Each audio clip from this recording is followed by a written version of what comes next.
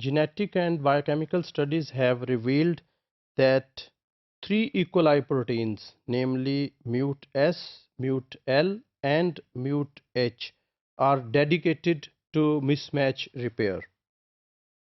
Although these proteins are essential for mismatch repair, they are not sufficient.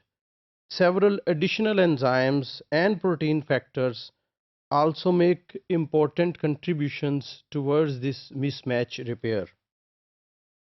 Among these enzymes and protein factors are DNA helicase 2 or UVRD, single-stranded DNA binding protein SSB, 5' to 3' exonucleases, EXO7 or RECJ. The fourth one is 3' to 5' exonucleases, that is EXO1, EXO7 or EXO10. The fifth one is DNA polymerase 3 holoenzyme. The next is DNA ligase, and finally deoxyadenosine methylase. So there are a number of enzymes and protein factors which are involved in this mismatch repair system in E. coli. The process of repair begins when MUT-S, which is a homodimer or a homotetramer, binds to the mismatch. So first step is the binding of MUT-S protein to the mismatch. MUT-S recruits MUT-L, a homodimer, in an ATP dependent fashion. So when this MUT-S binds with the mismatch, it also binds MUT-L to this site. So a complex is formed. Then the MUT-S MUT-L complex activates MUT-H, which is third protein, which makes an incision at the nearest unmethylated GATC site, either 5' or 3' to the mismatch in the newly synthesized DNA strand. So in the first step, MUT-S is attached, then MUT-L is attached, and when this complex is formed, this complex activates MUT-H to introduce NICs, either on the 3' side or 5' side. So two NICs are introduced by the MUT-H protein. So here you can see this is the site, damaged site, mismatch site, and this is MUT-S. It binds to the damaged site and then it recruits MUT-L. This blue one is MUT-L, and this complex is formed. This complex is MUT-S MUT-L DNA complex, and this complex activates the third protein MUT-H, which introduces NICs, and two NICs are introduced on the either side of DNA strand.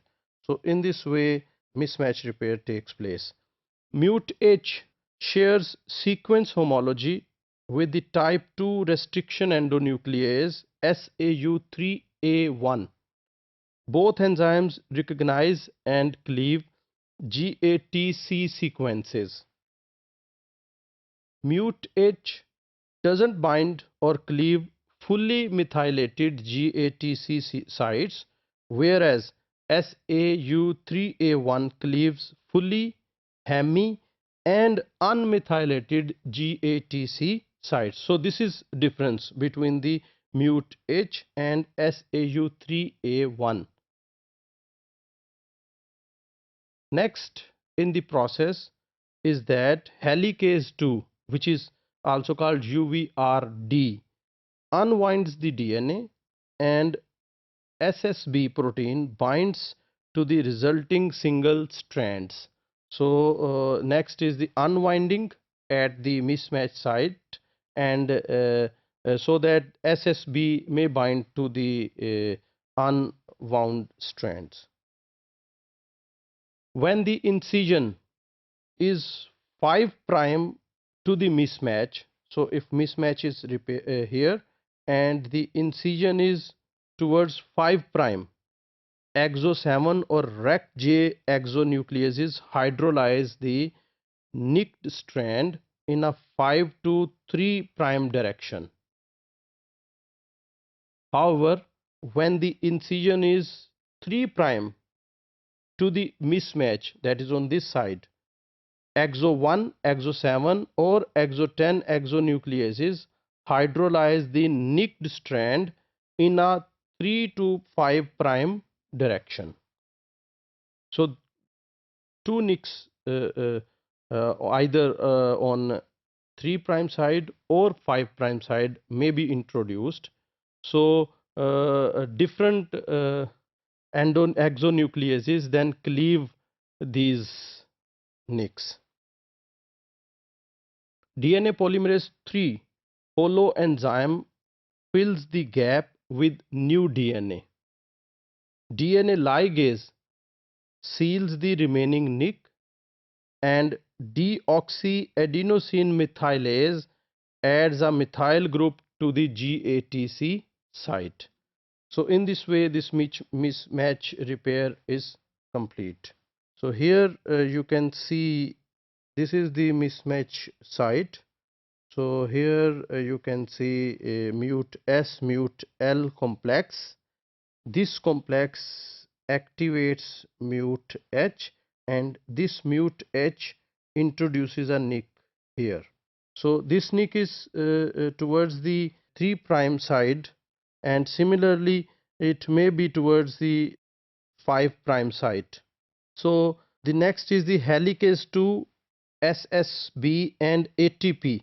They take part in the pathway, and this portion or this portion, then these are hydrolyzed, and now this is the gap, and this gap is filled by DNA polymerase 3 holoenzyme, and in this way a complete strand is formed with no mismatches. All organisms that have a mismatch repair system have mute S and mute L homologs. However, mute H is present only in E. coli and some other gram-negative bacteria.